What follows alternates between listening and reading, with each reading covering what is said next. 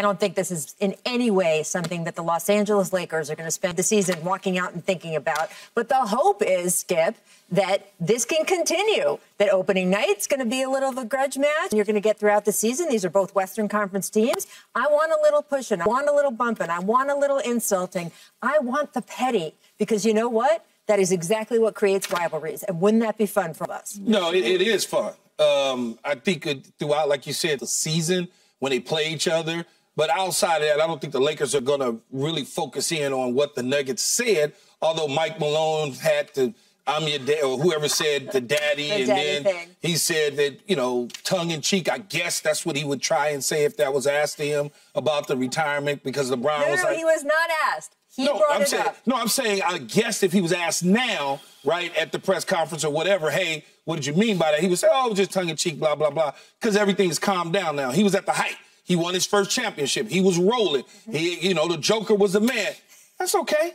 That's fine. You got to see us on opening night. You're going to have to see us throughout the season, and you most likely will have to see us in the playoffs. That's the bottom line. So, Mike Malone, I am a longtime Laker fan. Just know I am watching very closely. Well, okay. I mean, look, it's kind of like the neighborhood kid on the playground, right? If you've got the bully behind you, you can say anything you want. And the Nuggets, they have a 7-foot, 290-pound bully behind them who happens to be a two-time MVP. So to me, you walk the walk, talk your talk, but as you said, when the check comes due, you better be able to pay it. Okay, but it's interesting. The Nuggets made it about the Lakers and not about beating the Heat in the finals, because what mattered to the Nuggets was beating LeBron and the Lakers, right? Yeah, when you've been second fiddle in the West, the third fiddle, the fourth fiddle, whatever you want to call it, for umpteen years between the Lakers and Golden State and whoever else came out the West, you're going to feel a certain way, right, Rachel? That's just the reality of it. No, and also it's about what was talked about, right? Because by the time the Nuggets got to the NBA Finals, people were talking about the Denver Nuggets. But when they were in the Western Conference Finals, both before, middle, and frankly, even after, with those LeBron comments about retirement, they were only talking about the Lakers. So that is the biggest reason why the Nuggets are angry, frankly, that they didn't feel they got their due during those series. They got it during the NBA Finals, but you still remember when you didn't get it.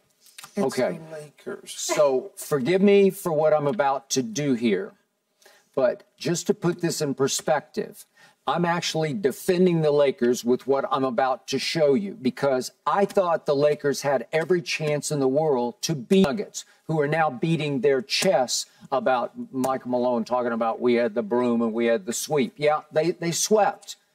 But they almost lost all 3 games. They were in position, all 4 games. They almost lost all 4 until nobody could close for the Lakers. And it was some LeBron's fault and it was some everybody else's fault. But I want to show you how close these games were, because this is game 1. This is 45 seconds left in game 1. LeBron comes down and just pulls up, and it was a gutsy shot, but he missed it. That was a 3 to tie the score with 45 seconds left. Just to remind you of what was going on.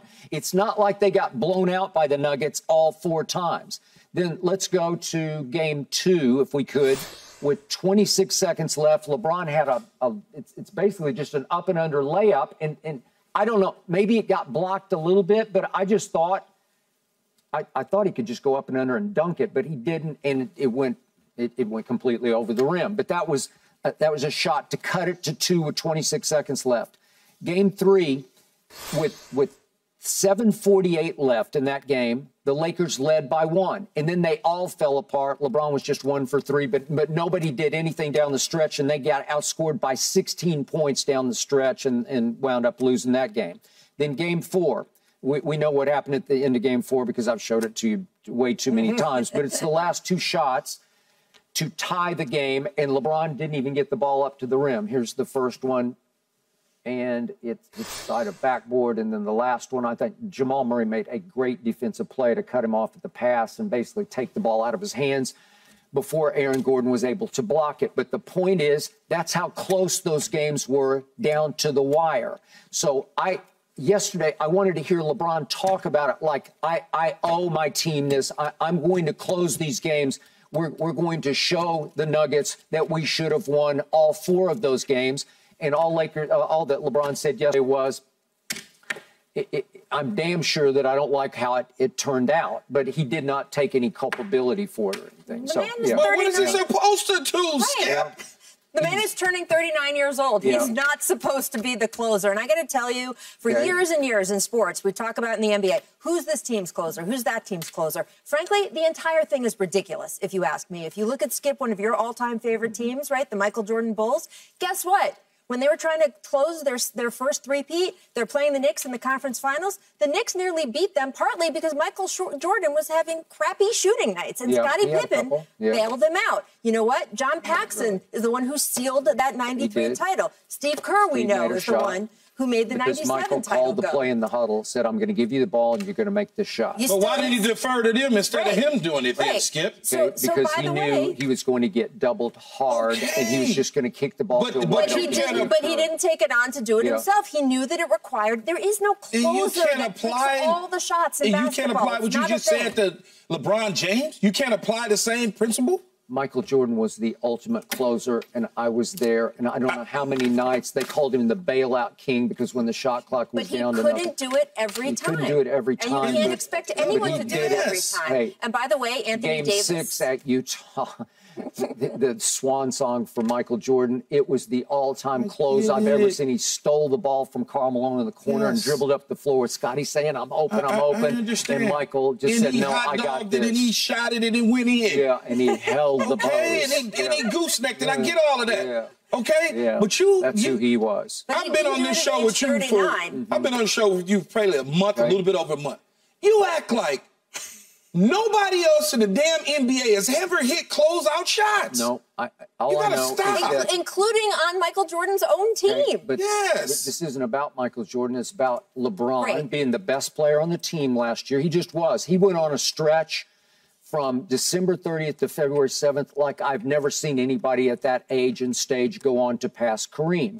And then he took time off. He had his foot problem, and he was refreshed as the most in-shape athlete in the history of sports going into the playoffs. You hold that against him. By the way, he's not refreshed. He was playing with a torn ligament. Yes. After that, he didn't take time off to rest. I mean, it's torn. They have film. On top of other nagging injuries previously. Skip. All I know is in the fourth quarters, he shot 7 of 23 and 1 of 10 from 3, and you got 4 chances. You got 4 chances to win 4 games. And you couldn't win one of them. And Austin Reaves, by the way, in those 4 fourth quarters, hit 8 of 10 shots and 7 of 8 from 3, and he just didn't get enough chances. I got LeBron damn James on my team. Yeah. And by the way, I'm not giving it to a young Austin Reaves that we elevated into a player that we trust when I got LeBron James. And by the way, Austin Reaves is going to get more of those shots this year. Did you see the video of Austin being called in to the photo to be part of the big 3 at the Lakers? I thought that was fascinating. And I thought it was great. How do you build up this guy's confidence? He got better during the season last year. He got even better during the playoffs. He got better during Team USA in the World Cup this summer. Absolutely put him in that photo. And by the way, that is going to make everybody see him that way. Now, I would say, and Skip, I don't know, you've seen this a bunch, I would expect Austin Reaves to have at least a period this season where he is not able to be the Austin Reaves that people expect. Because when you come out the season after your breakout season, you know there's a playbook on you, there's video on you. But I believe that Austin Reaves is going to be able to overcome that, and by the time we get to the playoffs, be that player again. I absolutely believe it. Skip wanted to take the shot, though. Come on, Skip. He needs to take more of those shots. He will, as Rachel said this year. But when I got Anthony Davis and I got LeBron James, it's very difficult for me as a coach and Darwin Ham to say, I'm going to call a timeout and I'm just going to make Austin Reaves my closer when I got it doesn't work like that, Skip. By the way, Anthony Davis in those 4 fourth quarters was really quietly good because he made 8 of 15 shots. That will work. He made 2 of 4 3-point shots he took. He made 9 of 10 free throws. Somebody just needed to close the deal because I don't care what you say. At some point, somebody has to say, I got this. Yes. I got it.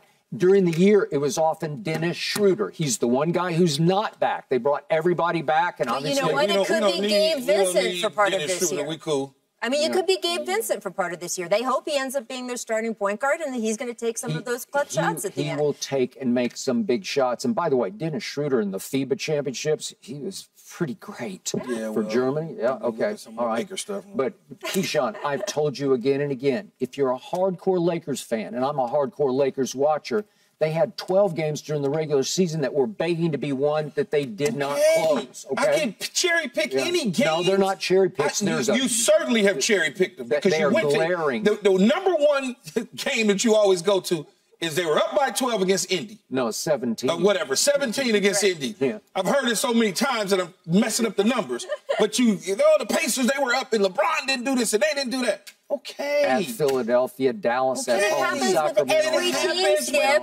Everybody. The Nuggets won the title this past year. They have plenty of down games. We counted the They didn't have a Warriors great out a closing couple kick years to the regular ago. season. I mean, come on. We're talking about LeBron freaking James here. He's He's got to be better. 39. Okay. He cannot. If he is How much the better Lakers' you want him best to be, player, Skip? Is he going to come off the bench this year? Is that where we're heading? How much better do you want him to be, Skip? Well, you should close some of those deals. He had. That's how much. He has 7 career game winners. Yeah. The only people who have more are MJ and Kobe, That's and not it. by a lot. And 9 and 8. Kobe has 1 more than him. MJ has 2 more, but 9 that's and it. 8. Since LeBron James entered the league, nobody has come close to missing as many late and close shots as LeBron James. Because He's taking them. Yeah. Come on. Although he does give up the ball when he could just drive it and get to the free throw line. But he's missed by far the most late and close free throws. Let me tell you something. You miss the shots you don't take. Yes. Okay? You miss the shots you don't take. And by the way, It's okay to miss shots. as you pointed out in those clips, Skip, there are times where he can't do that, drive to the basket and just get points on the board no matter what. He is turning 39 years old. What he is doing and has done is just amazing. But he can't still be the player he was at 30, at 39. That's just not biologically possible. It doesn't work that way. Okay. Well, I could argue with that. Well, look, you and I watched Michael Jordan at 39, and he wasn't doing that either. No, he stopped at 36. Yes, but then that was just played ceremonial. in Washington. Yeah, after 3 years off. I was at so many of those games. They were real basketball games. They were. Okay. Up next, Skip Bayless. Did Deshaun Watson just get called out the way I just got called out, except his was by his head coach? Yes. No mercy, no mercy, no mercy. Thanks for watching, Undisputed fans. Do you want more highlights from the show? Make sure to click that subscribe button for all the exclusive content from Undisputed.